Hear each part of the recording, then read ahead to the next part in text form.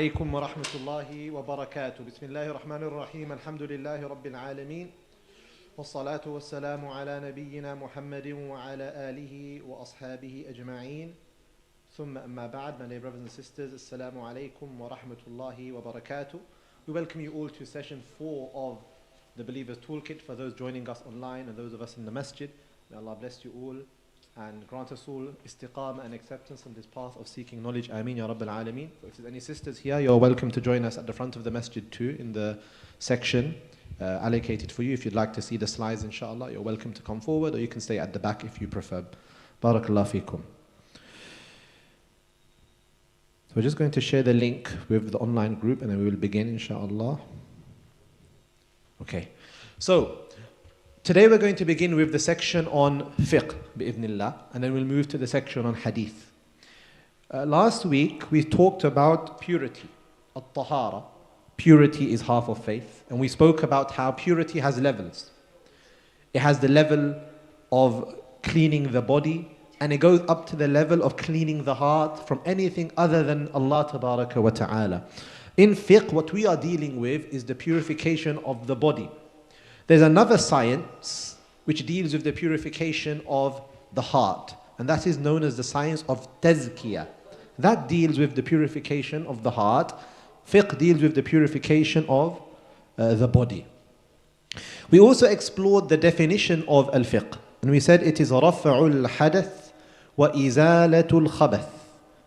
These two words, al-hadath and khabath. Al-hadath, we said, means a ritual impurity. So removing the state of ritual impurity, and khabath, we said, refer to a physical impurity. So via tahara, the fiqh of tahara, we're learning how to lift the ritual impurity and to also remove physical impurity. Okay, so we have two types of tahara that we are dealing with. Then in last week's lesson, we started looking at the major ritual impurity. We said ritual impurity has naw'ain, two types, major and minor. And we explored 5 causes of major ritual impurity and some of the differences of opinion in the causes of major ritual impurity. For example, the difference of opinion when it comes to accepting Islam.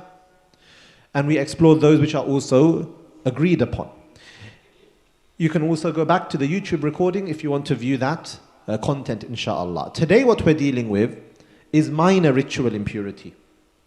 What are those actions that takes you into the state known as hadith asghar, minor ritual impurity, due to which you need to do what? You need to make wudu. With major, it was you need to make ghusl, a bath. And as I said, as we go further on in the journey, we'll explore how to have a bath and how to make wudu. That will come later, inshallah. Right now, all we're doing, just introduction, what puts you in the state of having to make wudu. Okay, that's what we're covering today.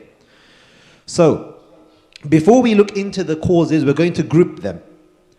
3 groups: abrogated, agreed upon, and differed upon. Abrogated.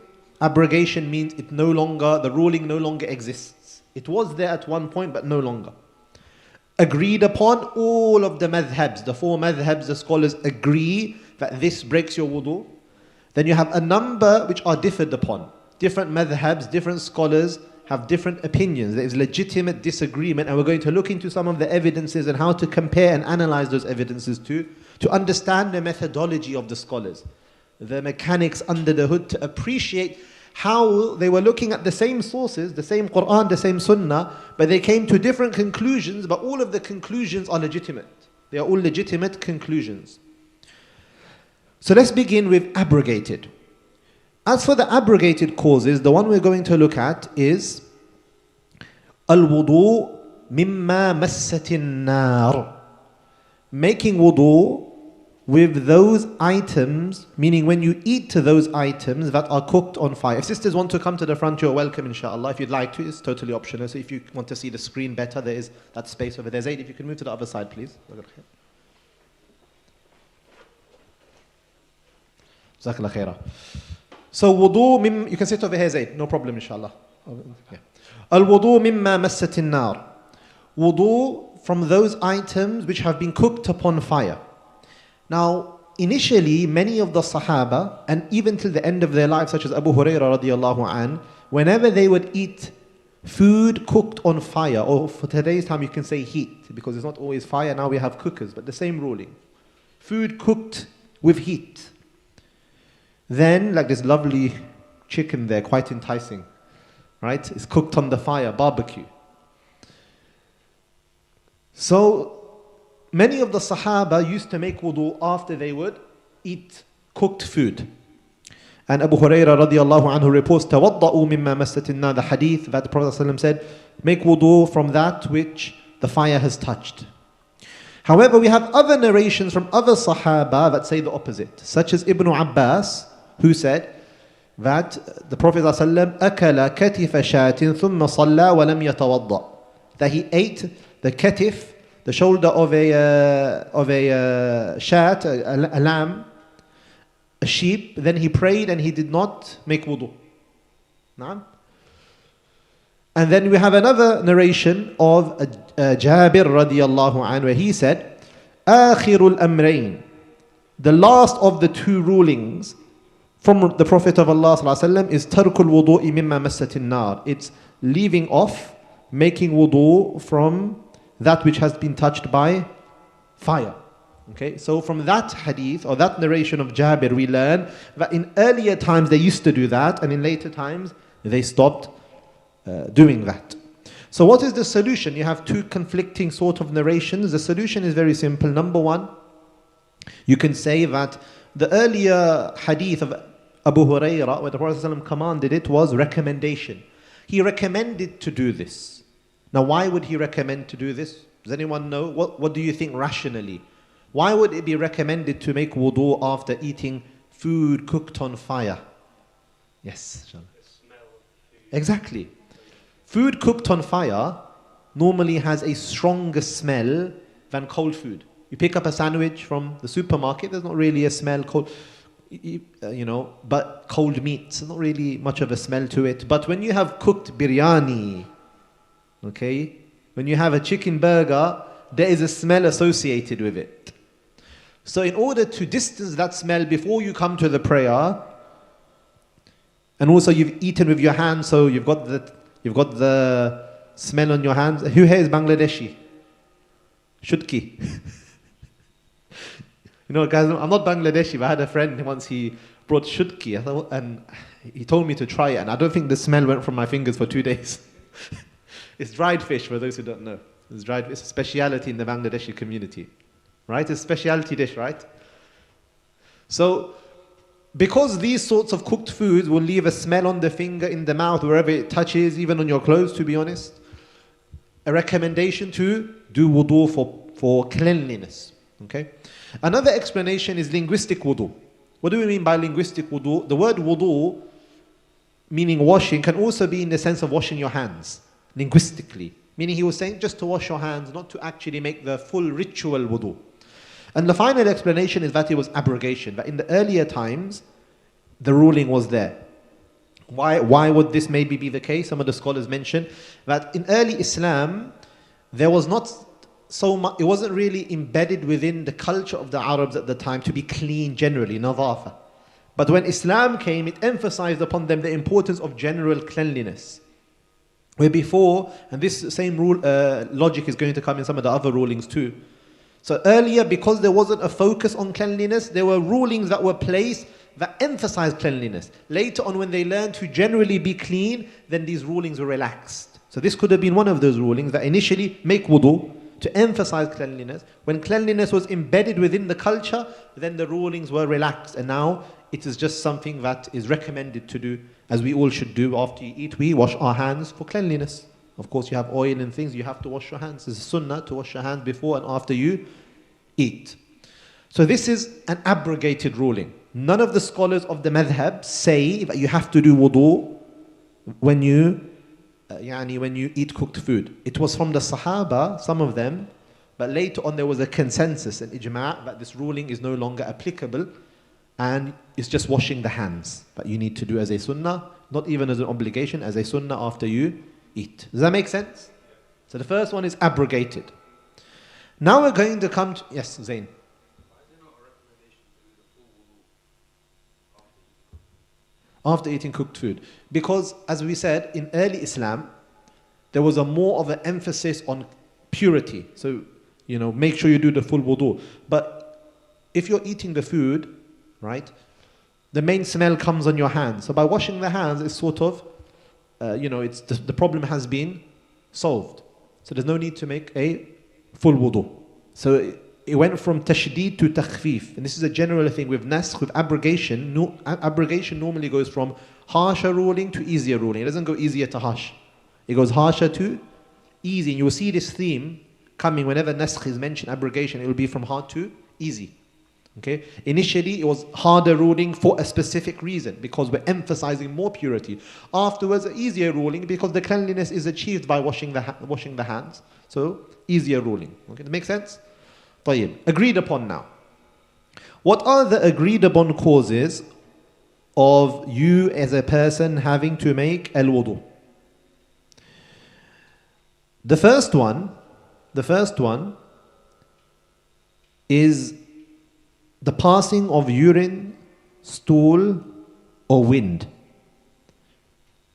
من المخرج المعتاد. So essentially, from the front or the back, the front private area and the back private area, the passing of urine and stool. So what's stool? Number 2. Urine is number 1. And wind is when you release. Okay? Wind, fart, yeah? As they call it. That breaks the wudu according to all the scholars, all the madhabs. There's no difference of opinion there. Okay? The second is discharge of pre-seminal fluid or general discharge. Now, we looked at in last lesson that actual seminal fluid, known as mani, okay, that makes you in the state of major, meaning you have to do what? Ghusl. And we explored the difference of opinion if it comes out with pleasure, not pleasure. Is it when it comes from the sulb, the back, or when it comes from the organ? That was all covered in the last lesson. But generally, many will make you need to perform ghusl. There's another 2 types of fluids that come out from the organ of a person, which is madhi and wadhi. Now, to look at the difference, actually, let's have a look here. And with fiqh, as we say, sometimes some of these conversations, people feel they're uncomfortable. But as we said, when the women came to the Messenger of Allah ﷺ, they used to ask about these masail. And they said, Inna Allah la yastahi min al-haq. Allah does not hide from the truth.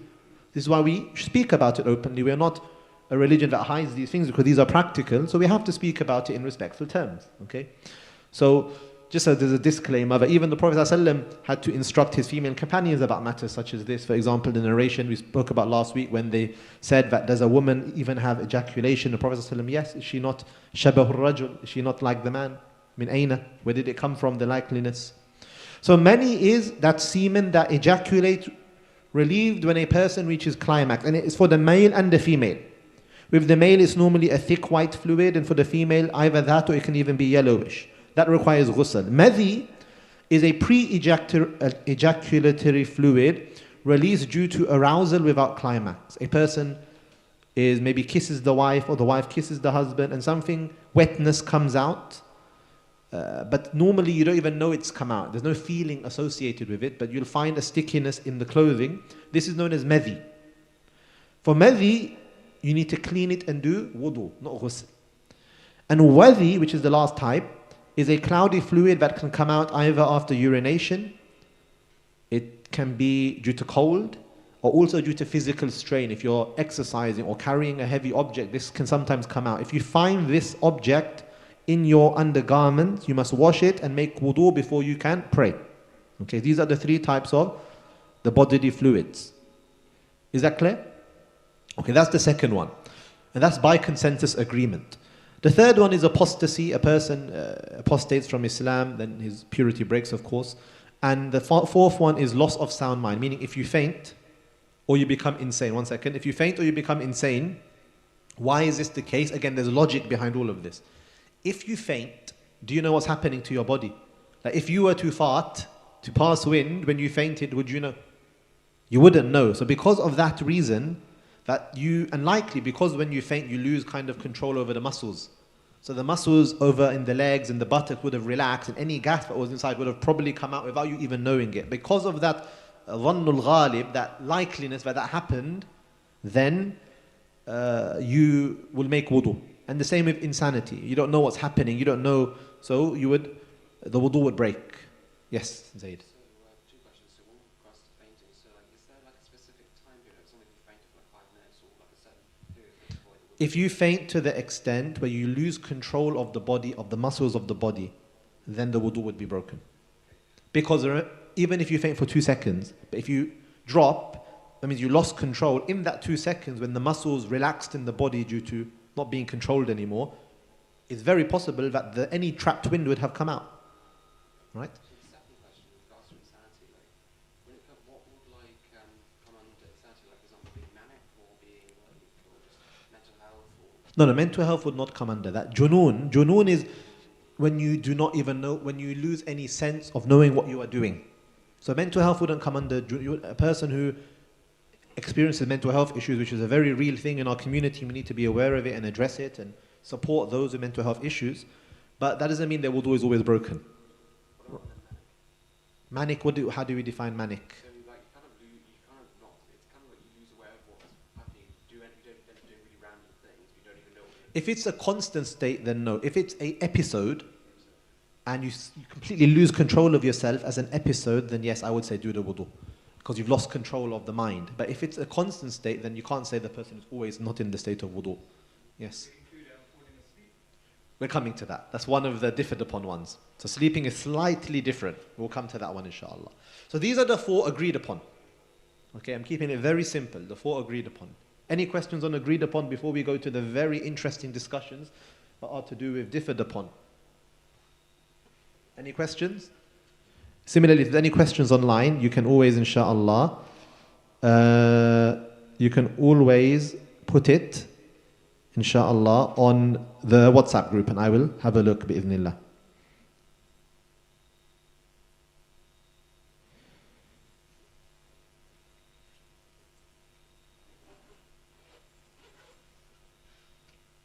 me get my notebook. I need my notebooks for these ones because they're very detailed.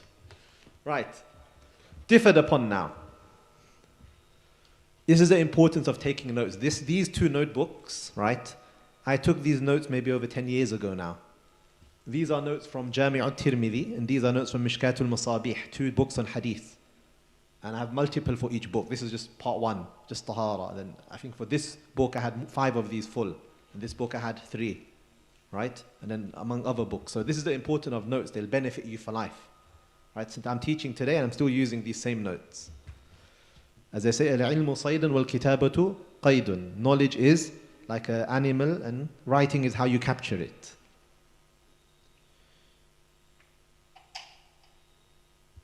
Right, let's talk about, before we actually go to differed upon, I just want to speak about, this is very important, purity, OCD, or we can call it wasawis. Now this is an issue that we have very prominent in our community, even here in Sutton, but also across the world. Ask any imam, any masjid, how many cases have you dealt of purity, OCD or waswas, and they will tell you countless. I dealt with one this week, and regularly I dealt with many, in just the last 6 months, I've lost count how many of these issues we've dealt with, and it affects children as young as 9 and 10, until brothers and sisters up to the age of 60 and 70. It affects everybody. Now it's very common. What it is, a person has constant doubts, okay, that my wudu was broken. And sometimes they will spend 9 to 10 hours in the bathroom repeating their wudu. I dealt with a case where someone was doing their wudu so many times, they were missing salah, not 1, 2, multiple salah times being missed because they were doing wudu throughout the time. Meaning they were doing wudu from the time of Dhuhr till Maghrib, and they actually missed the whole prayer because they were doing wudu through the whole period. This is very, by the way, you seem shocked, but this is very, very common. Sometimes they're washing the same limb 100 times. Or they'll finish, come out the bathroom, go back in and repeat it again. The whole wudu 10, 20, 30 times. Or they'll pray salah, they'll finish it, they'll pray it again 10 times because maybe. And this, the main issue with this purity wasawis is this word maybe. This word maybe is the trigger. And when I speak to people, I say, when they say maybe, I say stop there. That's the word, that's the problem, maybe. Because there is no maybe when it comes to purity. There's a principle in fiqh. Al-yaqeen la yazulu bi-shak. That yaqeen, certainty, is not broken by doubt. If you're certain of something and then you have a doubt, the doubt doesn't break the certainty. So if you're certain you made wudu, then you have a doubt, did this not, and it is not a dhannul ghalib, it is not like very high probability it happened, it's just a thought, maybe. That dangerous word, you have to ignore it. If you don't ignore it, it's going to prey on your mind and it develops worse and it becomes, it keeps going, becoming more severe until it becomes a time where you can actually lose your sanity. And some people due to this become insane or they've developed mental health issues and they end up on pills. Why? Because they kept entertaining these thoughts. So you have to nip it in the bud and stop it. That no, this is a whisper from the shaitan. He's trying to distract me away from what I need to do, from all of my responsibilities, and you just ignore it. You put a block to it. No, I do not know for sure. So they say, for example, there's a principle that when it comes to, example, passing wind, which is the most common one. Normally when people have this, they say, oh, I passed wind. Because of course, you can't say that I went and did a number 2 when you know you didn't. But passing wind is the easy one to use as an excuse. That oh, maybe I passed wind. Maybe. So normally, passing wind would break your wudu if you hear it, you smelt it, dealt it, or you have a clear feeling, okay? Like you feel that something exploded, right? Now for someone with waswas, you remove the clear feeling, hasad idafi, and you just say, if you heard it with these very ears of yours, decibels, or you smelt it, then only. Just to stop them from having these thoughts. If you didn't smell it and you didn't hear it, do not repeat your wudu. Nip it in the bud. And eventually you'll find the wasawis will stop. So it's very important for anyone experiencing this to get help, speak to somebody, get support, and don't allow it to grow because it can lead to very devastating mental health consequences. What's apostasy? A question online, alhamdulillah. What's apostasy got to do with impurities, leaving Islam? In the sense that when you apostatize, all of the rulings are upon you, like the being pure is an Islamic state of being, that's now going to be abrogated because all your deeds are abrogated, right? When you leave Islam, your deeds are now abrogated, meaning nullified. Of course, if you come back to Islam, that's a different discussion. But when you leave Islam, it's now gone. Like all the good you've done is no longer going to be in your account. So qiyas on that similarly your state of purity will also be nullified. I mean, really, the one of apostasy doesn't really have a consequence. If the person's a non-Muslim, do they really care if they're pure or not? But it's a technical discussion that is mentioned in the books. This is why I mentioned it. I hope it answers the question. Okay, let's move now to the differed upon. The differed upon causes, inshallah.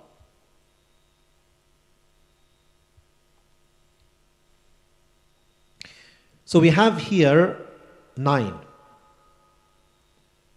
Washing the dead body, eating camel meat, laughing loudly in salah, flow of blood or pus, vomiting, skin contact of opposite gender with desire. Or that I should rather say skin contact of opposite gender. Without the desired part shouldn't be there. We'll come to that inshallah. Touching private parts directly, sleep and exit of unordinary items from private areas. Now that seems like a lot of information. Don't worry, we're going to take it one by one. Let's start with bathing the disease, washing the dead body. Does anyone here wash the dead body before, out of interest? Anyone done a ghusl? MashaAllah, 1, 2. Anyone else done? For the sisters, there's a workshop in a week or 2, I believe. You can join. It's an important skill to know how to wash a dead body. And it's also a powerful reminder of the akhirah. All of us, inshallah, should try to learn how to bathe the disease and shroud the deceased. Highly rewarding as well. So bathing the disease, according to only the Hanbali school, nullifies your wudu. And they base this on a narration from Abu Dawood and Tirmidhi, where the Prophet ﷺ said, whoever washes the dead, let him do ghusl, and whoever carries him, let him do wudu. Okay?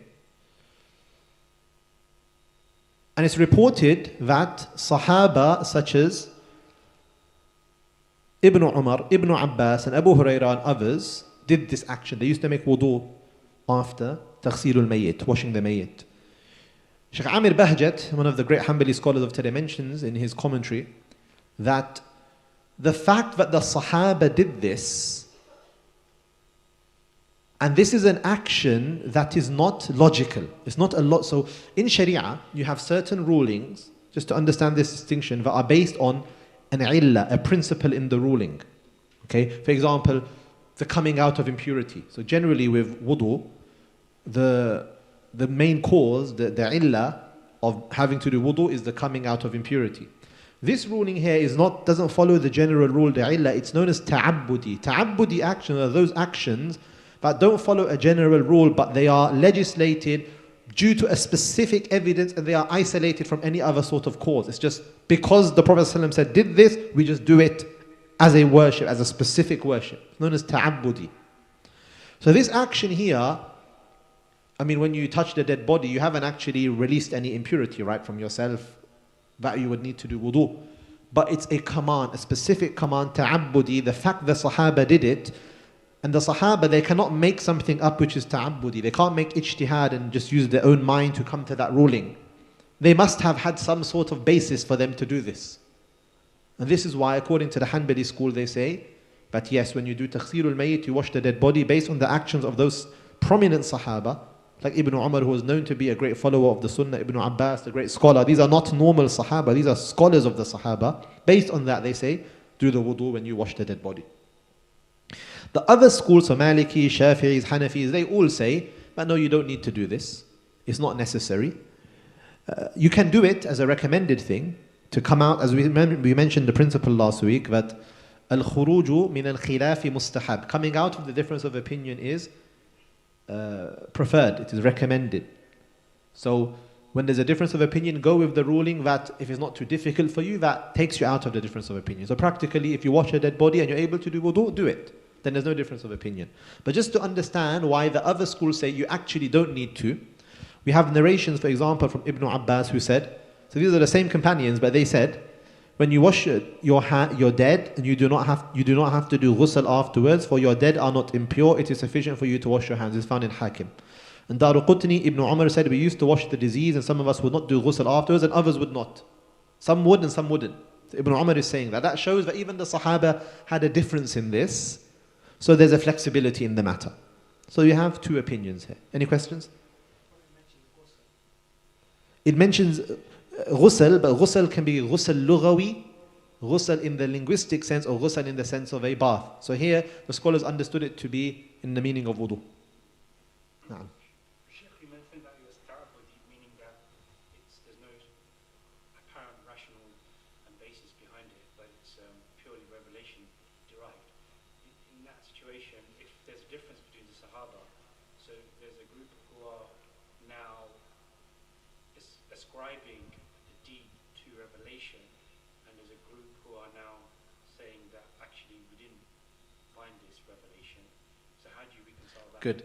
So each of them are trying their best to follow. So when we say revelation, what we mean here is the practice of the Messenger of Allah Sallallahu Alaihi Wasallam. That's what we mean here when we say ta'abbudi, in this sense. Each of them will be practiced, each group will practice upon what they saw or understood to be the practice of the Messenger Sallallahu Alaihi Wasallam. So those who did it, it's very possible that they saw the Messenger Sallallahu Alaihi Wasallam after doing the ghusl, making wudu. The others would say though, that maybe he just needed to do wudu anyway because he needed to pray. How do we know it was linked to washing the dead body?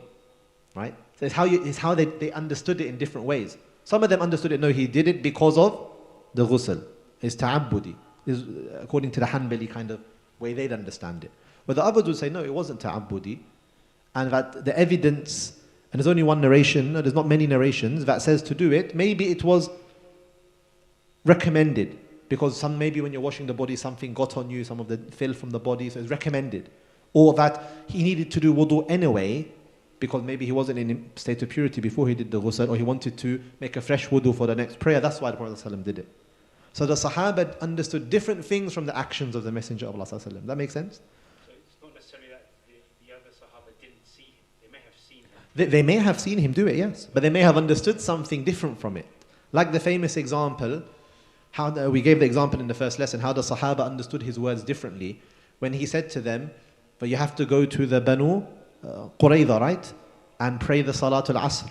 And some of them prayed on the way, and some of them waited till they got there, because they both heard the same words, but they understood differently. Some understood it to mean, basically, hurry up and make sure you get there. It didn't mean miss the prayer. And others understood it to mean, no, he's actually telling us don't pray. They took it literally. He said don't pray, meaning we delay the prayer, we pray later, even if the time finishes, but we'll pray when we reach. And when the Prophet ﷺ was informed that some prayed and some didn't, he smiled, meaning he approved of it. He didn't censure any group. Yes, sister.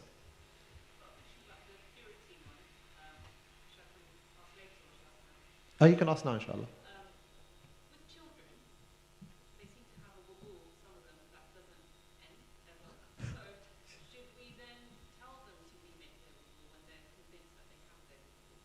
Or is that gonna, as in which... So the child has told you they did wudu? They've done wudu, and then they have it for hours on end, and it's highly unlikely. Yeah, so what you can do to them, because wudu, upon wudu is qurbah. Making fresh wudu for a new prayer is recommended. It washes away the sins, there's reward in it. So what you can say to them, you be a bit smart, say, okay, fine, but you get extra reward for repeating your wudu for the new prayer, so to do it for the extra reward.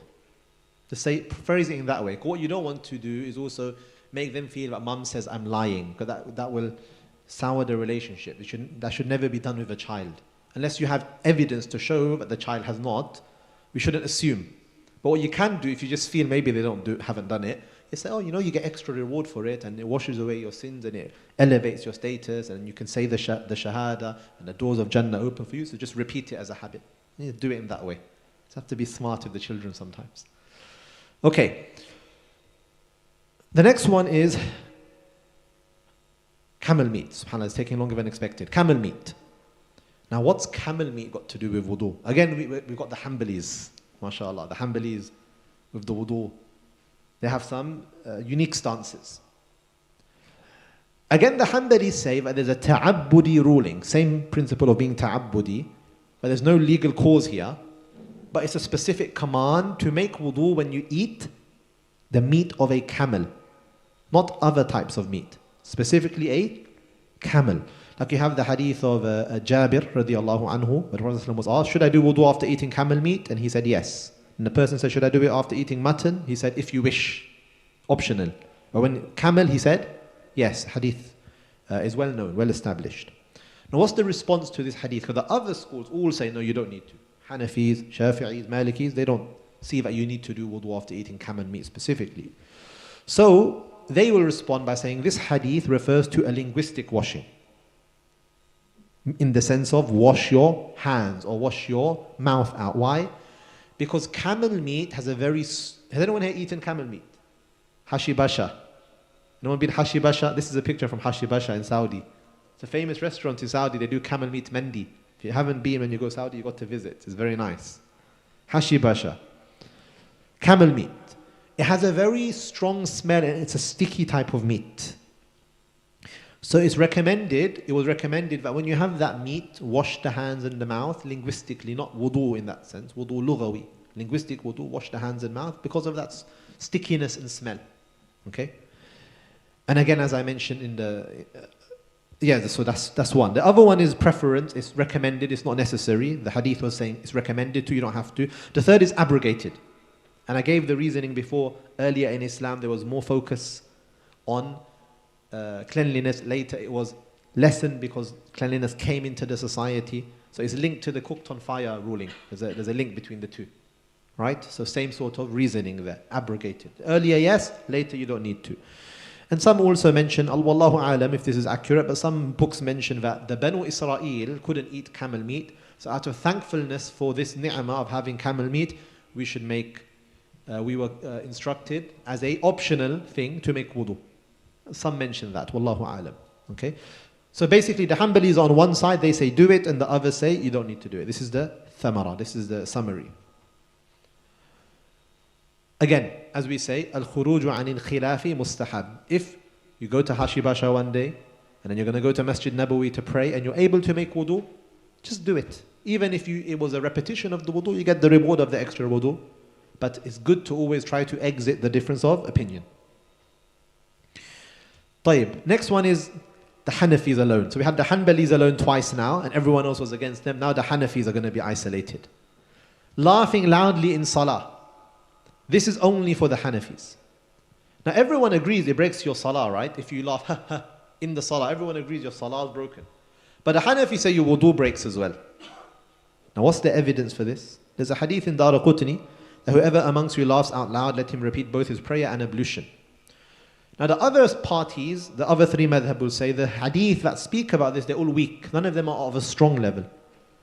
And we have a narration of Jabir radiallahu anhu who also said if someone laughs while praying, he must repeat his prayer, but he doesn't have to repeat the wudu. Now the Hanafis will respond to this again. And the Hanafis, remember, they're a madhab that are very smart in the way they apply principles.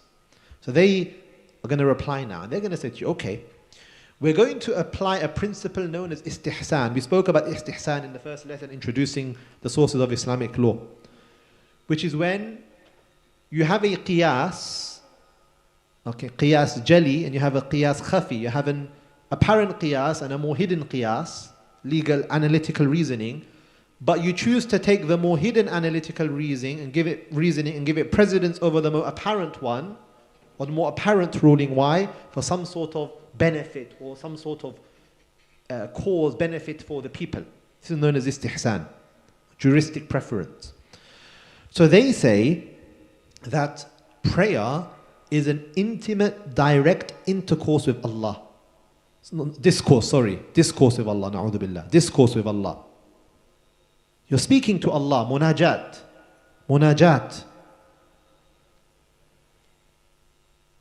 And in that moment, to laugh is very, very serious. Meaning, how can you laugh, let alone smile? Laugh loudly. Imagine you're before, you're in front of Queen Elizabeth. Or, no, she's dead now. Who's King Charles? King Charles now, right? You're in front of King Charles, right? And you start, and you're there, and you're having a conversation, you're Buckingham Palace, and you suddenly start going, ha ha ha ha. Start laughing. You read something on your phone and you start having a giggle fit.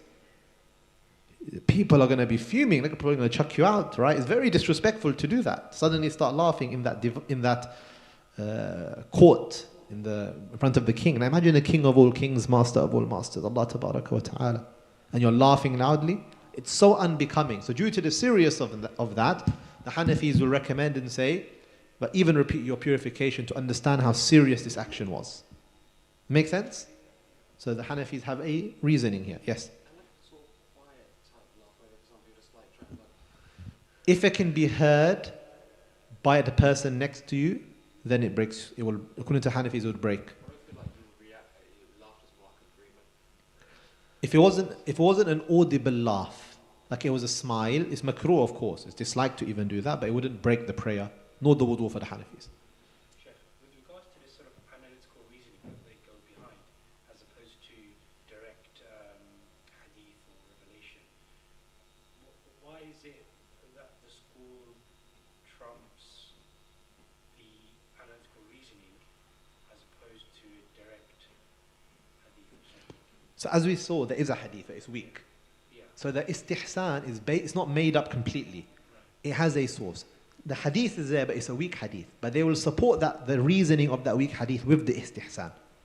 And it's not only the Hanafis who do this. Other madhabs do the same thing, by the way, in other places. And we'll see how the Shafis and others do the same thing.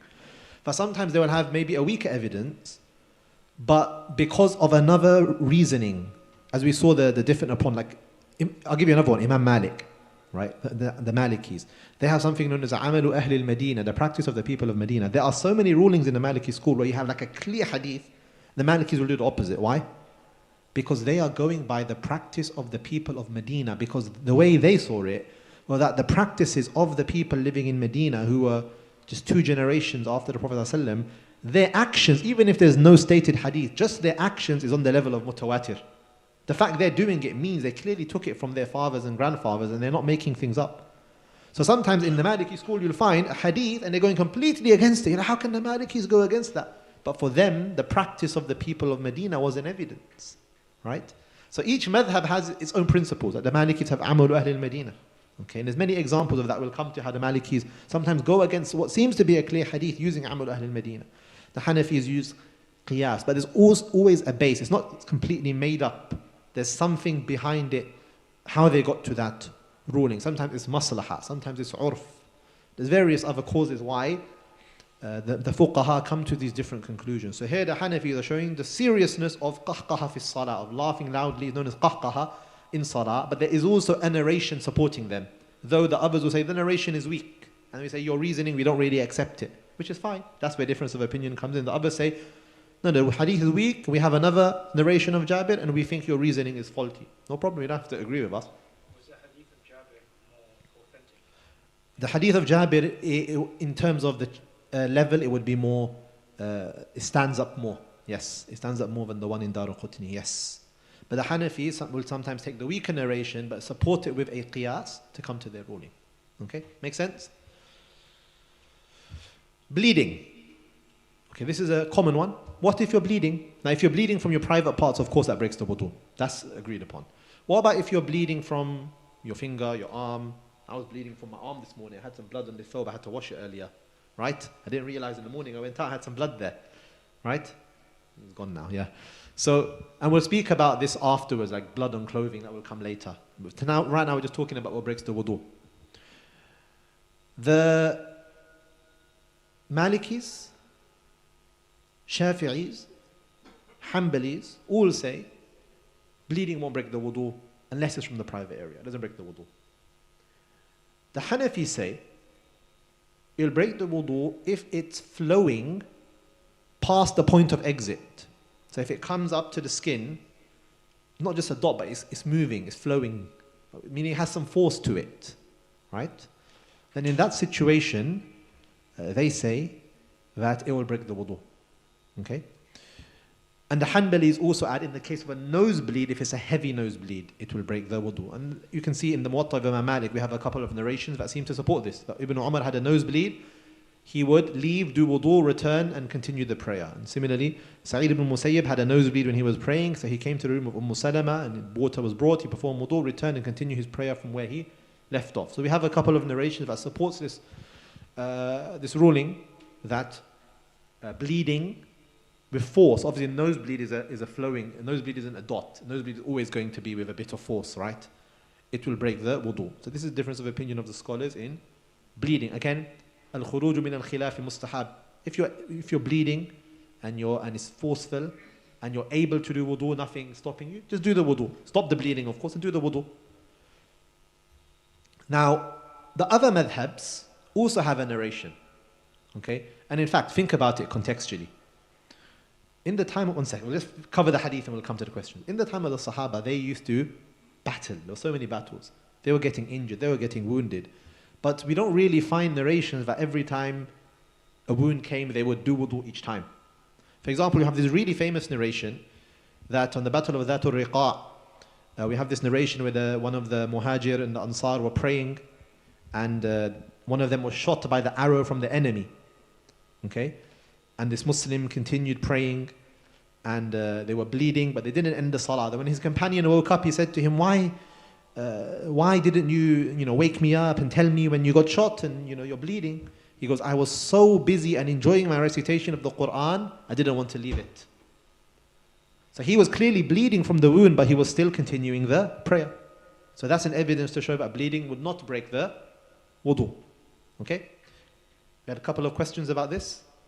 Yes. If you got a cut and you got plaster on it, and you want to do it again, can you wipe with the plaster or you have to change it? This is known as al-mashu ala al-jabira, wiping upon the jabira, which is the bandage. We're going to come to that in more detail in the future, inshallah. But the general ruling is that if by removing it is going to cause harm or delay in recovery, then you can wipe upon it. But we'll cover that in more detail, inshallah, as we go on. طيب. Yes, Ahmed.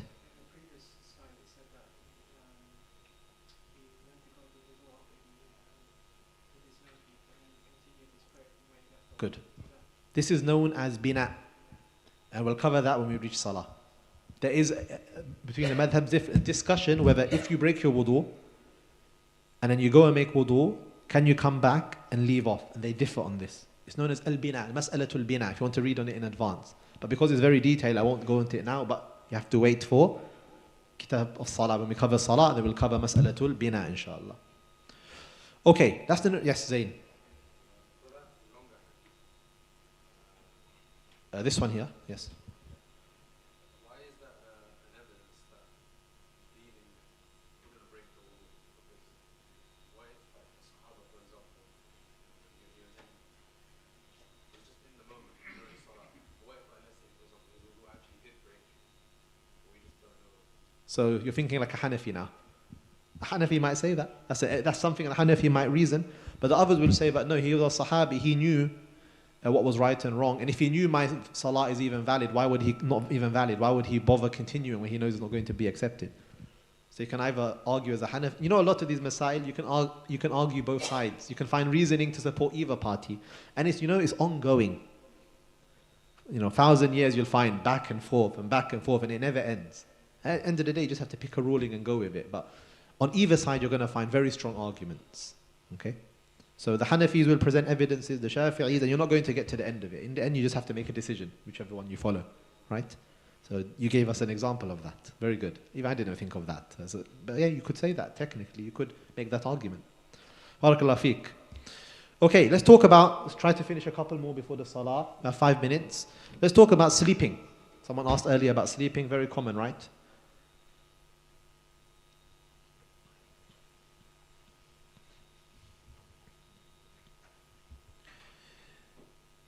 Sleeping is quite interesting, and there's a lot of detail here.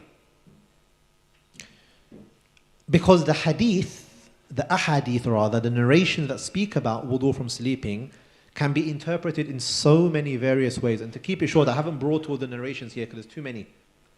But sufficient for us for this beginner level class to know, you can interpret these narrations in so many different ways.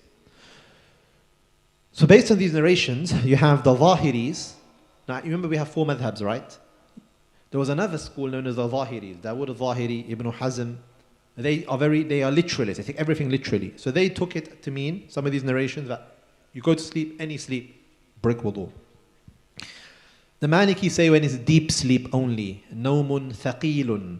That Hanbalis in one riwayah say it's generally breaks. Another riwayah says nawmun tawil, a long sleep.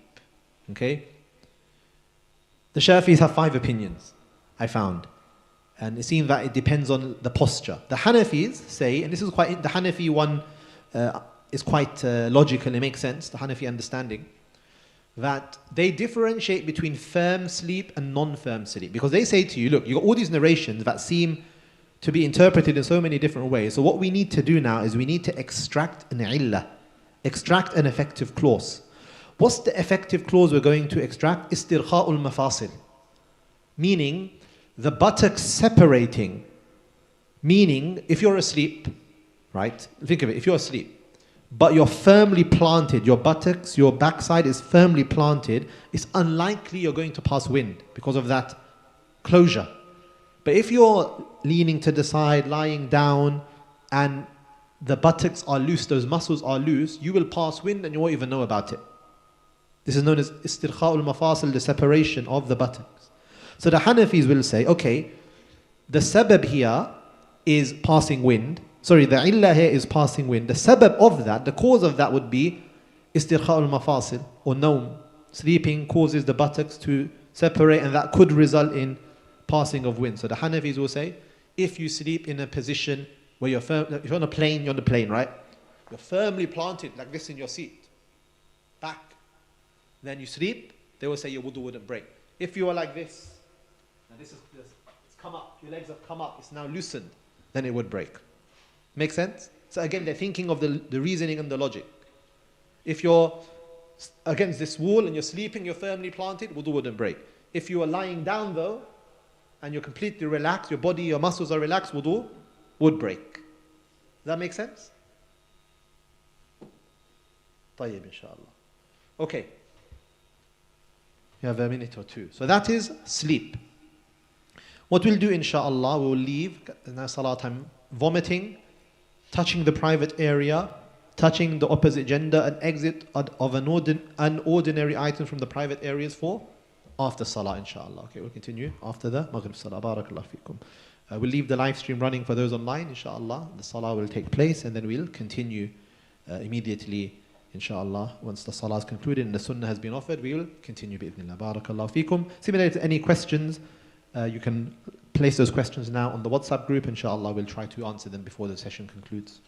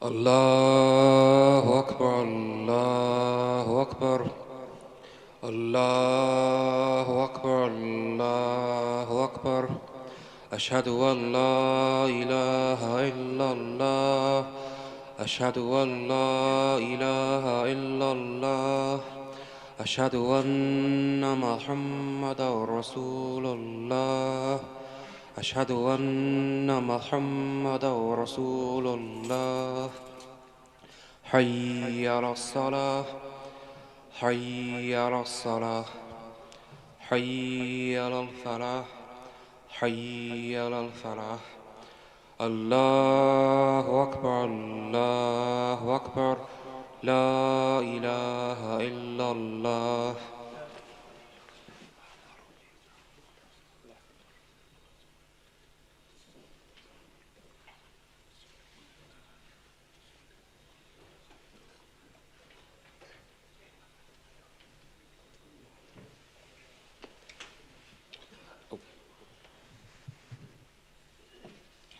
الله أكبر الله أكبر الله أكبر الله أكبر أشهد أن لا إله إلا الله أشهد أن لا إله إلا الله أشهد أن محمدا رسول الله أشهد أن محمدا رسول الله حي على الصلاة حي على الصلاة حي على الفلاح حي على الفلاح قد قامت الصلاة قد قامت الصلاة الله أكبر الله أكبر لا إله إلا الله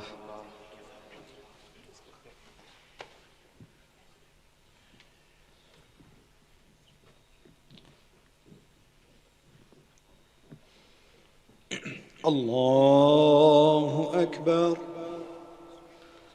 سبحانك اللهم وبحمدك وتبارك اسمك تعالى جدك ولا إله إلا أنت.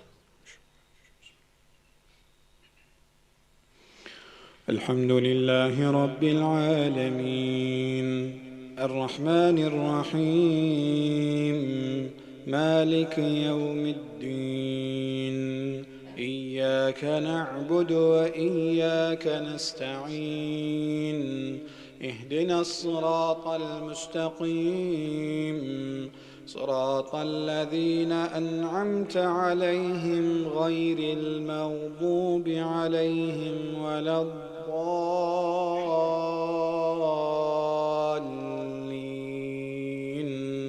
آمين.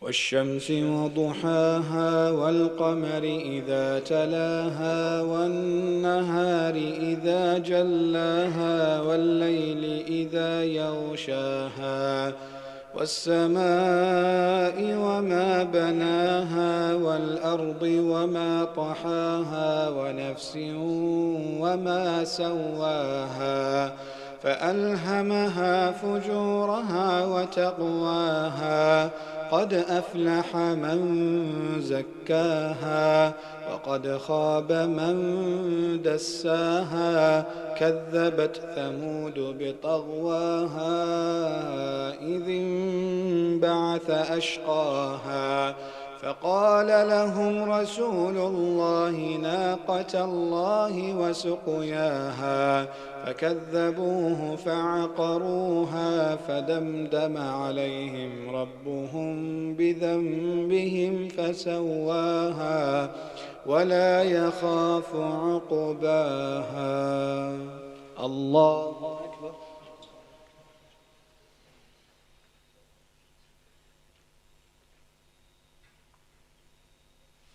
سمع الله لمن حمده.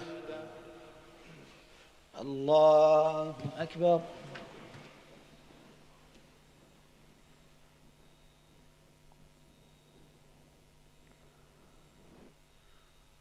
الله أكبر. الله أكبر.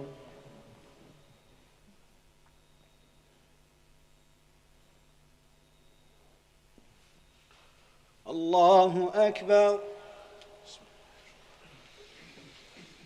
الحمد لله رب العالمين الرحمن الرحيم مالك يوم الدين إياك نعبد وإياك نستعين اهدنا الصراط المستقيم صراط الذين أنعمت عليهم غير المغضوب عليهم ولا الضالين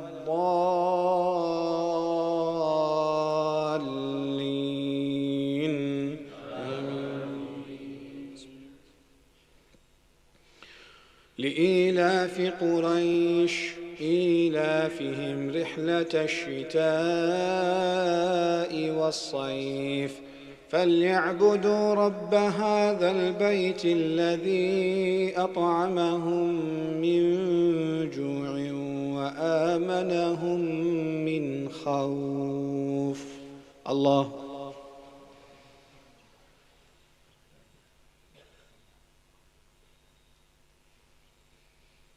سمع الله لمن حمده. الله أكبر.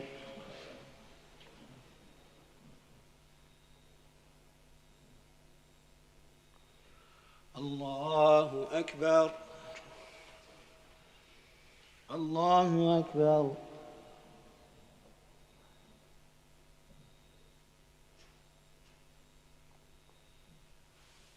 الله أكبر.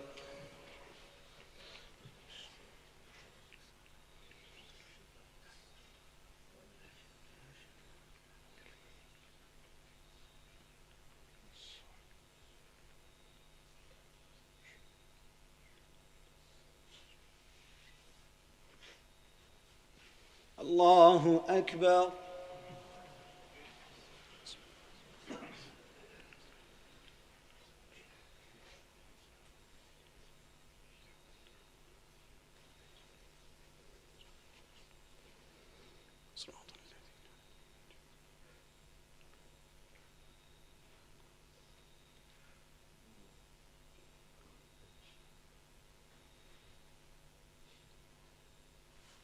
الله أكبر.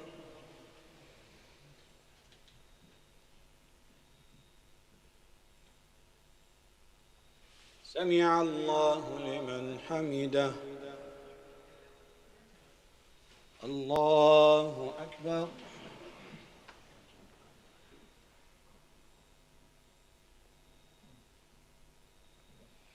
الله أكبر. الله أكبر.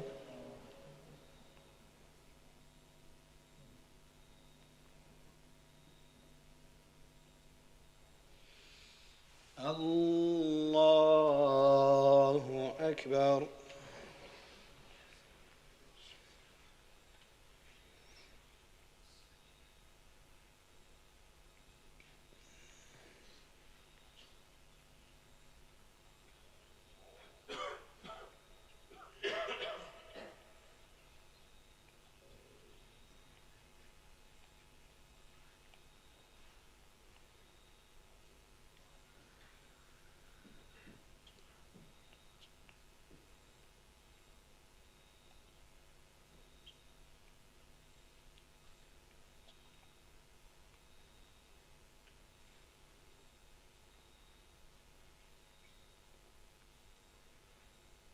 السلام عليكم ورحمة الله. السلام عليكم ورحمة الله.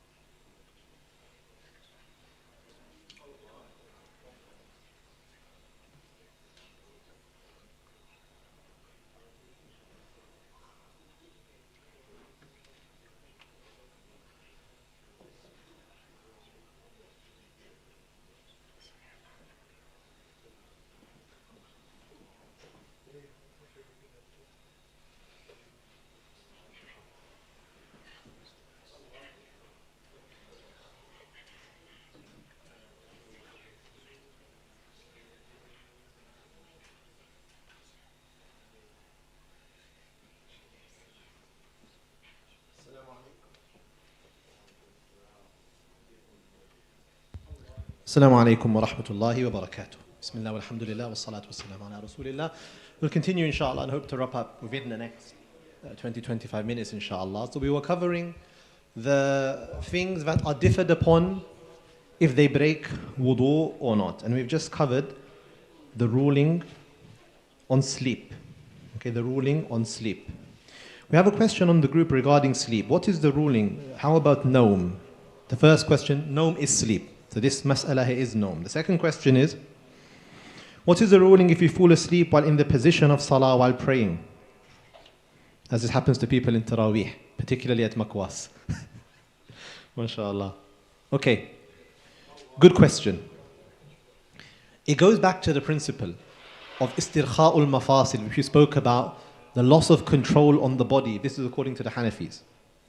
Or even before that actually, before I ever mention that, there's a beautiful statement of Hassan al-Basri on falling asleep in salah.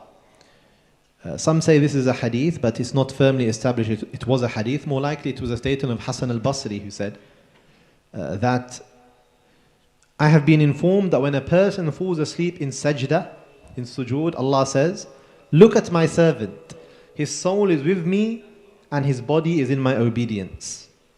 Allahu Akbar. It's found in the Kitab al-Zuhud of Abdullah ibn Mubarak. Now in terms of the fiqh ruling, the Hanafis will say to you, and this is where, again, it's the principle. You have to go back to the illah. The illah is the relaxing of the body muscles that would cause a person to pass wind without being aware. So we go back to the principle. So the Hanafis will say to you, that if a man falls asleep while in sujood, and when a man does sujood, his position is such that his forearms are off the ground, they are away from the body, and his stomach is away from the thighs, meaning he's in a very controlled position. If he was to be in a deep sleep, he would not be able to maintain that position of arms up, body away. It's a very composed position. If he's maintaining that position and he doesn't fall, then that means he's still in control. And it's unlikely that istirkha'ul mafasil took place, but the buttocks separated. Due to that reason, the salah is valid and he may continue his salah. But they will say to you, if a woman, because according to the Hanafi school, the woman's method of sujood is slightly different. And they will say that the woman's position is when the forearms are on the ground and the stomach is attached to the body. It's a very relaxed position to begin with. A position where you lost the control, it would invalidate the salah. طيب. Now we're coming on to vomiting. What is the ruling about vomiting?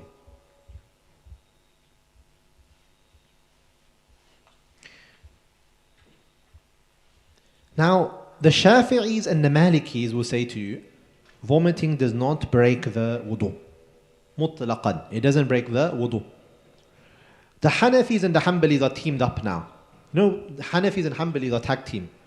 They agree on a lot of masail, mashallah, the Hanafis and the Hanbalis. Maybe because they're both from Iraq. Imam Abu Hanifa was from Iraq, Imam Ahmad was from Iraq. Imam Malik was in Medina, Imam Shafi'i was born in Gaza, passed away in Egypt. Imam Shafi'i actually had two parts of his life. You normally find al-qawl al-qadim and al-qawl, the old opinion, Shafi'i fil qadim and Shafi'i fil jadid, his newer opinion, based on where he was, because he was in Palestine, then he ended up in Yemen, then he came up and eventually ended up in Egypt. So he changed his opinions, a lot of them, Shafi'i. Imam Ahmad also has sometimes more than one riwayah, Ahmad fi riwayatin. And you find a lot of the times Hanafis and Hanbalis tag team, mashallah. So here they're tag team. They say, if you vomit a mouthful or a large amount of vomit, so if it's a small amount, no. If it's a large amount or a mouthful, the Hanafis say, then it would break your wudu. And they have a narration, Abi Darda radiyallahu anhu reports that the Prophet ﷺ قَاءَ فَتَوَضَّى. He vomited and then he did wudu. The others will respond, the Shafi'is and Malikis, by saying, well, the hadith is weak. And it could be that he just did wudu as a general habit. As we said previously in some of the masail, for example, when he made wudu after eating certain items, eating the camel meat, and he made wudu, maybe it was a general habit. How do you know he did the wudu because of that specific action of eating that cooked food or eating that camel meat? So they will say maybe that wudu was done as a general habit. And we also have another narration that says the Prophet ﷺ did cupping when the blood is extracted, and he didn't do wudu after the cupping. And this is again similar, the exit of something from the body similar to vomiting is the exit of something from the body. So, which is not from the makhraj mu'tad, the sabilain, the private areas, front and back. There's also a logical reasoning that they use, those who say it does break the wudu. And again, this is where, as I mentioned, you have rational evidences and you have textual evidences. And our sharia is underpinned with rational logic and ilal. So here, they say to you, okay, normally, the reason why wudu would break is exiting of filth. Now, in the stomach, there is some amount of filth that is there within the stomach, najasa. They say to you, when you vomit, and you're vomiting with force, a mouthful, excessive vomit, that vomit is coming from deep within. It's not surface level vomit. It's coming right from the ma'da, right from the stomach. And it fills the entire mouth. And because it comes from so deep and it's in such a high amount, it's very possible or likely that that vomit had mixed with some of the impurities that is naturally there in your stomach. And they even identified that your digestive system and your waste disposal system begins from the stomach downwards. And that type of vomit is coming all the way from the bottom because it's excessive. So it may have mixed with some of these impurities. So due to that, they say, your wudu is broken. As for light vomit that just comes from the top, it probably didn't mix with those impurities, so your wudu would not break. Can you see the logical reasoning there for the Hanafis and the Hanbalis? Yes, Zaid.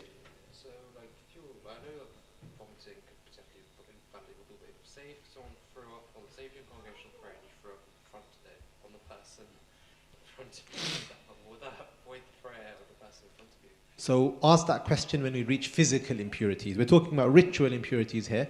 That is to do with physical impurity. Is vomit itself impure or not? That's the question. Right? And that will cover, inshallah, in physical impurities. Yes. A lot of the questions you ask me, I'm going to say you have to wait. Because we don't want to jump to other chapters, like the salah question. Can you... So I'll tell you, this is going to come here. And if it doesn't come, you remind me. But it will come, inshallah. Yes.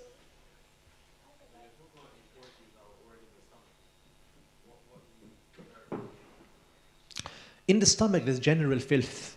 Okay, for example, when it's talking about the digestive system and the waste disposal system, if the vomit is coming from very deep, it may have touched, because everything's very close together, it may have touched some of that and carrying some of that impurity. I'm not a doctor, by the way.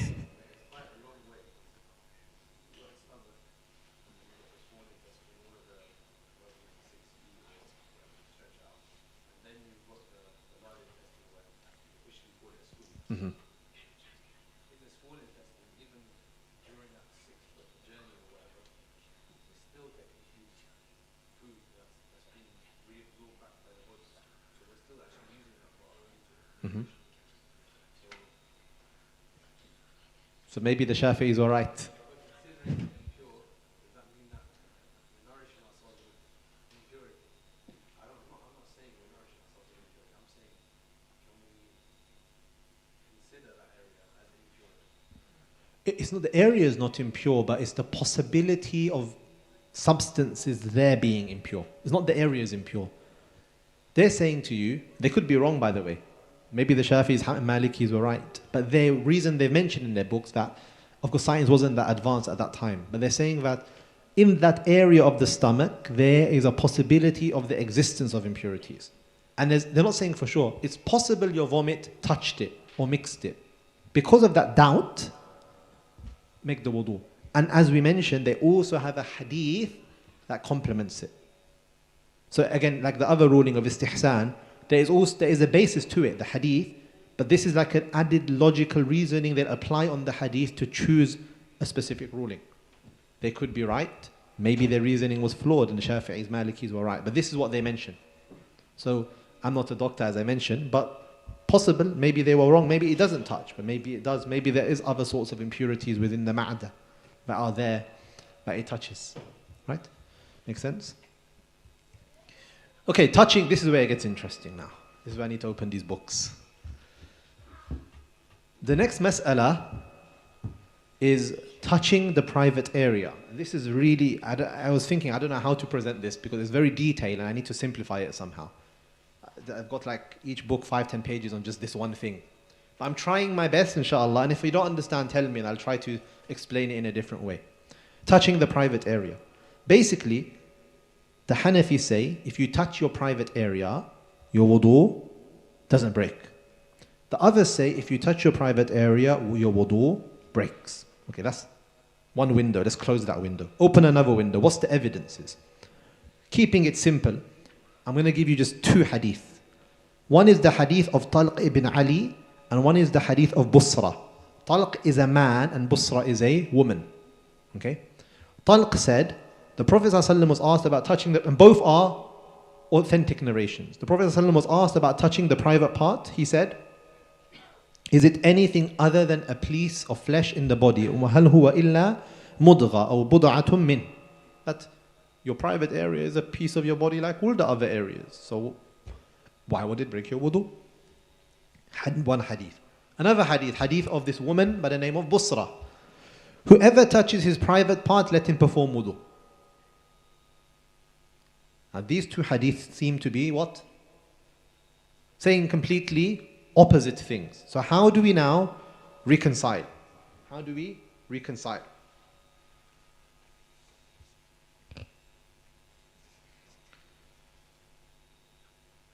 First and foremost, let's see, maybe there's one is stronger than the other. However, both of these hadith have discussions about the chain of transmission. And in the end, if you look at it, they're both counted to be sahih hadith. So we can't say one is stronger than the other, they're both authentic. So that we can't use it as a way to give tarjih. We need to find another way to give preference to one over the other. Of course, the Hanafis are preferring which hadith? Whose hadith are the Hanafis preferring? The first one, right? Talq. And the others are preferring the second one. So why did they choose to prefer one over the other?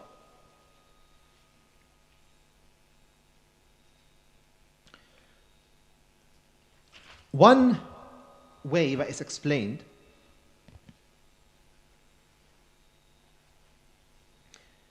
what the Shafi'is will say. So let's go with the Shafi'is, Hanbalis and Malikis first. They will say that the narration of Talq ibn Ali is abrogated. And it was abrogated by the narration of Busra, the lady Busra. And they give you a reason. They say to you, Talq came to Medina in the first year of the Hijrah. Right?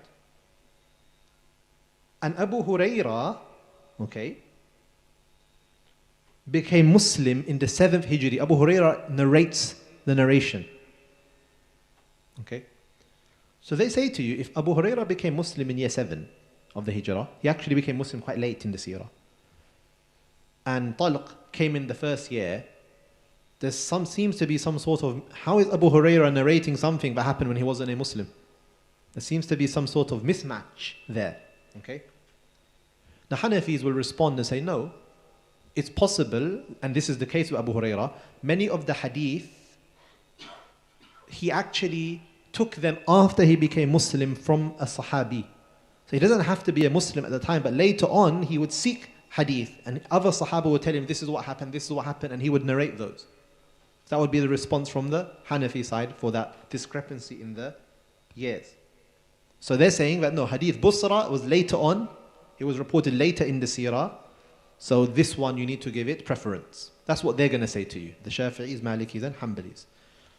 The Hanafis, what are they going to say? So they've said to you one response, they've said that no, it doesn't mean just because of the year's difference that the hadith was wrong. It can still be right. And they also say, you know, Busra, she was a lady, while Talq was a man. And this ruling is talking about a man, it's massu dhakar, meaning a man touching his private area. So we need to give preference to the man talking about it, not the woman. Maybe she misunderstood. That's one. So you can see both sides are making arguments. Another thing they're going to say to you is, wait a second, let's use our logic here. If you touch urine, if you use the bathroom and you do istinja, you clean yourself and you touch your urine, does that break your wudu? According to anybody. Touching the urine. So imagine you've done wudu, and then, not like anyone would do this, but you haven't flushed the toilet yet and you decide to dip your finger in. Just to give you an example, not like anyone would do this, but just say someone did it. Would you say their wudu broke? Who said yes? Yes? Who thinks no? It doesn't, no one says it breaks the wudu. You just have to wash your hand, that's it. It wouldn't break the wudu if you touch the urine. It breaks when you pass the urine, not touch the urine. Right? No one says that. No school says that touching urine breaks your wudu. So they say to you that your private area is what the urine comes out of. And what is more dirty? Of course, the urine. Okay? If you're saying that touching the urine doesn't break your wudu, how can it be that touching the private area that the urine comes out from breaks your wudu? It doesn't seem to make sense. The logic is not according. And they also have an athar narrated from Umar, إِن تُنَجِّسْهُ فَاقْطَعْهُ. If you say it's impure, then cut it. If it's impure, cut it off. If you're saying this area is impure. So the Hanafis are going to say, okay, due to those reasons, we're going to give preference to the hadith of Talq ibn Ali over the narration of Busra.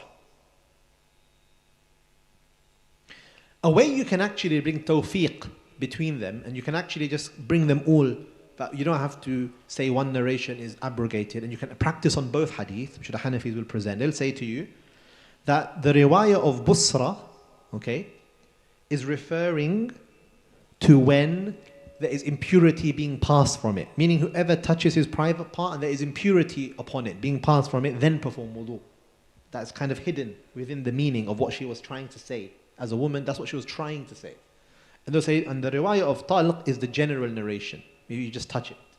So in that way, you're practicing on both narrations. Another way you can explain it is that the riwayah of Busra, Kashmiri mentions that the riwayah of Busra is not talking about wudu in terms of the full wudu, but it's talking about wudu again in the linguistic sense, meaning wash your hands.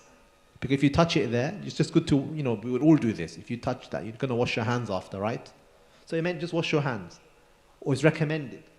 Right? That's another way that you're practicing on both the narrations. You're not saying one narration is abrogated. You're practicing on both narrations. Okay? Similarly, they will say that we spoke about the concept of naskh, right? If you do want to say it's naskh. And it's always from a more harsher ruling to an easier ruling. It's not the other way around. So they will say the more harsher ruling would have been first, meaning you had to do wudu, and later on it was eased when the people learned how to be clean. Because early on, cleanliness was not part of the culture. When cleanliness became part of the culture, now we had an easier ruling. That's another way, again, you can explain it. And it goes on and on. I mean, this is one side. On the other side, the Shafi'is will respond, and they'll respond. And it just goes, as I mentioned, it goes on and on and on. But just to give you a snapshot of how these jurists and scholars were thinking and how they were using their mind to come with these arguments, and they were bringing evidences, and they came to their respective conclusions. Okay? On one side, you have the Hanafis who say you don't need to. On the other side, you have the Shafi'is who say, and Malikis and Hanbalis who say you do. And there's flexibility in that matter. Any questions on that? I hope it made sense. I tried to just summarize something so big into a few minutes. Again, if there's any questions on the group, inshallah, please do. You can place the questions also on the group. Yes? Out of precaution, I would make a wudu in that situation. Yes. And I also heard about the narration about the Abu Hanifa being precautious when he was passing through a muddy water, and he made wudu out of something like that. I don't know how far it is. Yeah, so going back to the principle we spoke about right at the start, that al-khuruj an al-khilafi mustahab, meaning if there's a difference of opinion, and it gives you that confidence that, you know what, I'm just going to do it because I just don't want to be involved in difference of opinion, this is mustahab. And yeah, as we mentioned, you can make wudu upon wudu if you're just in a doubt. Of course, if it's not for OCD reasons, but if just you want to increase in worship, ibadah, more sin, and you want to make extra wudu, you are allowed to do that. Yeah? Mm-hmm. When they do wusa, Mm-hmm. they're cleaning that area. What do they do? Does that affect them being unstable? No, it wouldn't, because you're washing it. That's the act of washing. This is not during the act of washing. Good question. Otherwise, you can never do ghusl then, right? So it's talking about during the act of washing. So there's, again, I said I can now list you all the Shafi'i responses, but it's just going to take a long time, so we won't do that. And we'll just move to the next issue, inshallah, which is touching the opposite gender. Again, this is another interesting one. And for this one, everyone becomes Hanafi for some reason. Right? Shafi'is have it hard. According to the Shafi'is, if you touch a woman, If you touch your wife, you kiss your wife, shake her hand, brush past her, bila ha'il, there's no barrier in between, you have to redo your wudu. So if you get a wife and you're Shafi'i, she wants to wind you up, she just has to come and touch you. And that's it. You have to do wudu now. Right? Be careful, brothers. Right. According to the Shafi'is, you have to do wudu by the touch of a woman without a barrier. Okay?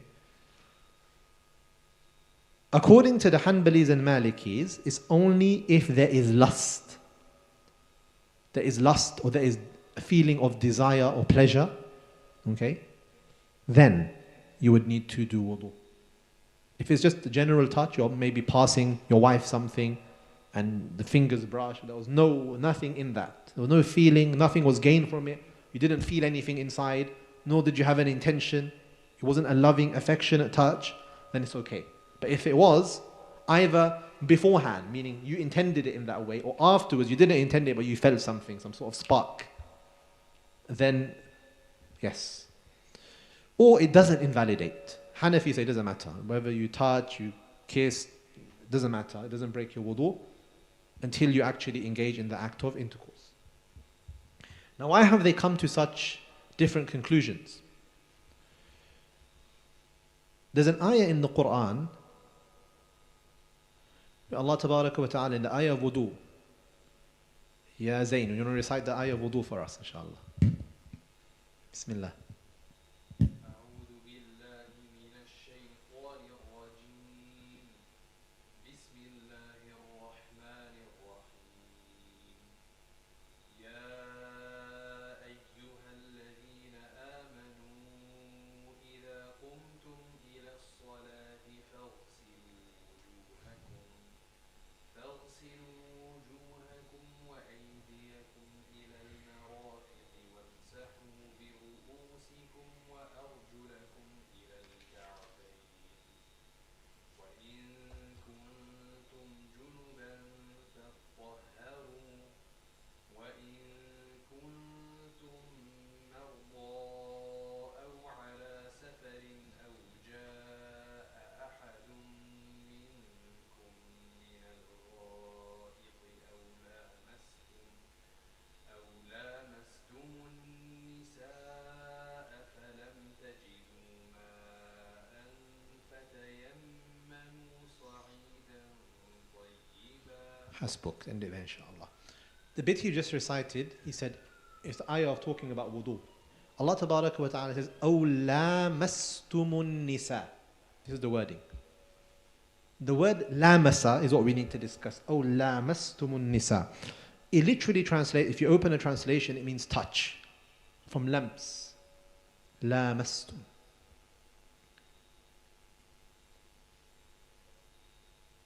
Now, based on this, those who say it does break the wudu will say to you that the ayah says it comes from lamps, which means to touch, meaning you touch, your wudu breaks. And the Shafi'is will say it's completely general, any touch.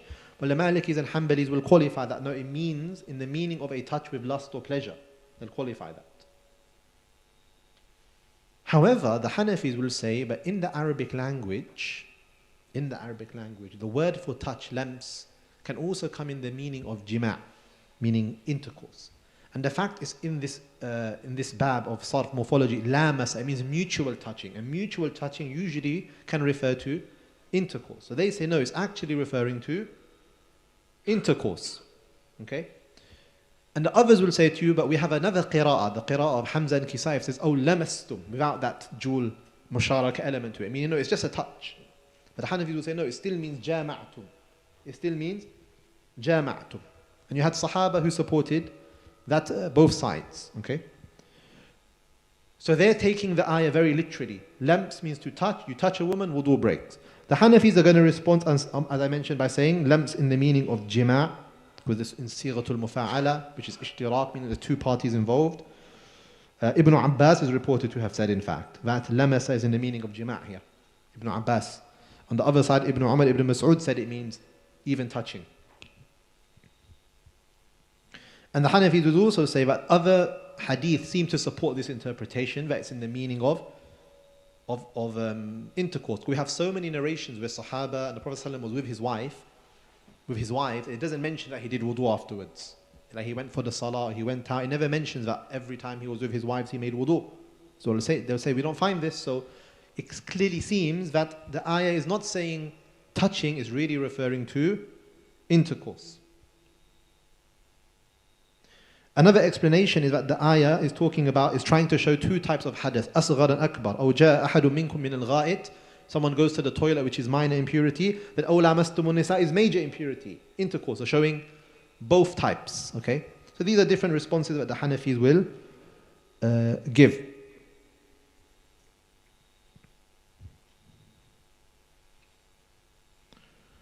We also have no hadith that ever says that the Prophet ﷺ commanded people after touching their wives to make wudu.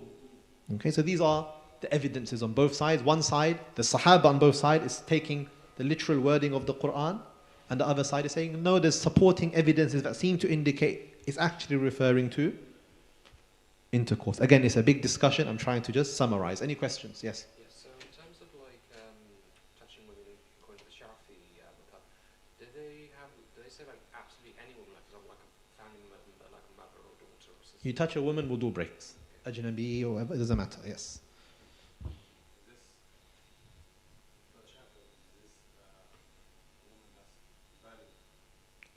Yes, of course. It's talking about a woman who's baligha, yes. It's not, if it's a child, if you pick up a little girl, it wouldn't count. The rule is, it's direct skin-to-skin contact between marriageable males and females. Okay? Now, your wife is marriageable, right? You've married her. But if it's a non-marriageable, like it's your sister, it's different. It's a marriageable. So the wife, because she's a woman who's marriageable, you've married her, yes, it would count. Or any other woman. Even if you go to a supermarket, you're giving the cash, you had the brush of the finger, they would say, wudu mate. Okay? So you'd have to do wudu according to them. Doesn't matter whether it's intentional or it's accidental, there's desire or no desire. They are very clear on this rule. Okay? طيب. Any questions? Yes, Amir Bhai.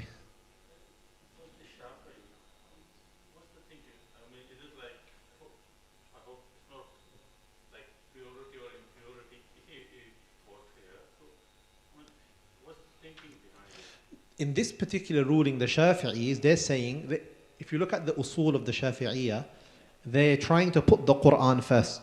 The Quran uses that word, we don't need anything else. The Quran says it, it uses the word lamasa, which means touch. That's it. They're taking it very generally. That the Quran says it, we don't need anything. The others are looking at other factors and say, okay, look, we can, because the literal, if you just look at it, like if I open now Quran.com, yeah? If I open now Quran.com, I don't know if I have it open, I don't. It will say touch. That's the English translation. Lamasa, touch. So they're just taking it on face value. Hanafi, yes, but the Quran first, but the Hanafi also, they're saying that the Quran was referring to jima' because they will say that the wording is not lamasa, it's lamasa. They're taking that reading, the Kufan reading. And lamasa means two parties involved, which is in the meaning of intercourse. So even the Hanafis say we're putting Quran first. They're both putting Quran first, but it's how you interpret it. Right? How they're understanding it. Shafi'is, how about touching wife by accident? The Shafi'is, if you touch, intentional, unintentional, marriageable, according to again, a lot of the Shafi'is I know, they're not Shafi for this one. I'll be honest. But if you want to take the Shafi'i ruling, touching the wife, it invalidates the wudu. Yes? How about indirectly, like just for someone using a stick? No. You said bila ha'il. Bila ha'il, direct skin touch. Bila ha'il, without any barrier in between. Yes, they.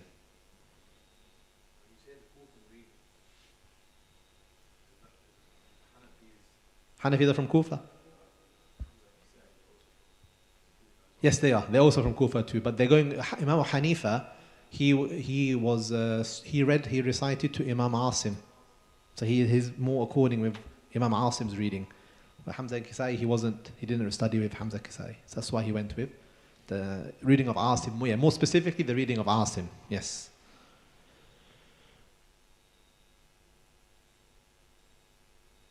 Yes, the reliable opinion in the Shafi'i school is direct contact between marriageable males and females nullifies the wudu. There's a secondary opinion in the Shafi'i school that says that the wudu of the one who touches is nullified, but not the person touched. This is another opinion you can take within the Shafi'i school. But, this is the ruling. And as I mentioned, many of the Shafi'is find this difficult, so they come and join the Hanafis for this one. You're welcome to the party. Right. It's not a big issue, inshallah. Okay, we're running out of time now, and I also need to leave. I have to be somewhere for 10. Inshallah, let's quickly finish the last one and we'll conclude, and we'll do the hadith next week. Exit of unordinary items from private areas. So generally, all the madhabs apart from the Malikis say that, for example, if a stone or a worm or some other item that's not normal items that come out when you go to the bathroom comes out, it breaks the wudu. The Malikis qualify that slightly by saying if these items were formed naturally in the body and they're exiting naturally, it was naturally formed and exits naturally, then it wouldn't break the wudu. Okay? But they say that if it entered externally, you swallowed a stone and it came out when you went to the bathroom, then it would break the wudu. The Malikis just add this slight difference, but the others will say no, whatever it comes out, it breaks the wudu. طيب inshallah. We'll end it there. Barakallah feekum. Again, I need to leave. So any questions, inshallah, please do put them onto the group. And inshallah, we will answer them. I hope this has been informative. Next week, inshallah, we'll do the hadith 2 of Nawawi, Imam Nawawi's hadith. And I think the next chapter in the fiqh, bi'idhnillahi ta'ala, we've now covered major and minor ritual impurity. So we'll now move to, inshallah, I'll decide. I'll let you know on the group, bi'idhnillahi ta'ala. I believe I did write it down somewhere. We're going to cover physical impurities, yes. So so Zayd's question will be answered. What are now the physical things? Like if on your clothes there's blood, there's vomit, there's urine, what do you do? How do you deal with those things? Can you pray? Can you not pray? Are they ghalidha or khafifa? And how do you then purify? So before you get to that, you have to talk about water and types of water and which water is purifier, which is not, which can you use? Can you wash your clothes with 7-Up? It's discussed. It's one of the things we discussed when we were studying. Like, the teacher gave us a question. He goes, okay, you studied all these rulings about water today. Tomorrow you have to tell me, if I want to fill my washing machine and I connect it to 7-Up bottles, will the clothes be washed? You have to apply the principles then to come to the ruling. Maybe you can research that too. Barakallah feekum. Subhanallah wa bihamdik. Subhanaka wa bihamdik. Wa nashhadu an la ilaha illa anta nastaghfiruka wa natubu ilayk. Sorry, yes, inshallah next week, because of Eid, we're not going to have this, we'll have the Monday class, we're not going to have this Thursday class next week. But we're on Friday instead, to give a day, we're going to have another session, we're going to release it within the next couple of days, open Q&A. And we're going to have a link set up in advance, you can ask any question, any topic, open fire, unfiltered, any question you like, anything, it can be as controversial as you like, no problem. But just please do submit them in advance so we can organize, inshallah. We'll release that in the next couple of days with the link to submit your questions, and you can come and you can grin me, inshallah. Next Friday, inshallah. Barakallah feekum.